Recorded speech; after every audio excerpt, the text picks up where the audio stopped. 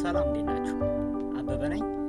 በዛሬው ቪዲዮአችን የምናየው አካውንታችንን እንዴት ቻርት ኦፍ አካውንታችንን እንዴት አክቲቭ ኢንአክቲቭ እናደርጋለን የሚለውን እናያለን። ማለት ሃው ቱ አካውንት አክቲቭ ኤንድ ኢንአክቲቭ ማለት ነው። ሜንዲ እንገባለን።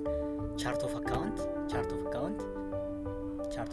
ስለዚህ ከዚህ ቻርት ኦፍ አካውንት ላይ አክቲቭ ወይም ኢንአክቲቭ ለማድረግ ከዚህ በፊት የተመዘገበ አካውንት ሊኖረኝ ይገባል ማለት ነው። ሊስት እመጣለሁ ማለት ነው። ስለዚህ ሊስት ላይ ስመጣ እዚህ ጋር አካውንቶች አሉ ማለት ነው። ቻርት ኦፍ አካውንቶች አሉ። ፎር ኤግዛምፕል አሁን እኔ ኢንአክቲቭ ማድረግ የፈለኩት ኮስት ኦፍ ሴል ቢሆን ኮስት ኦፍ ሴል ነካለው።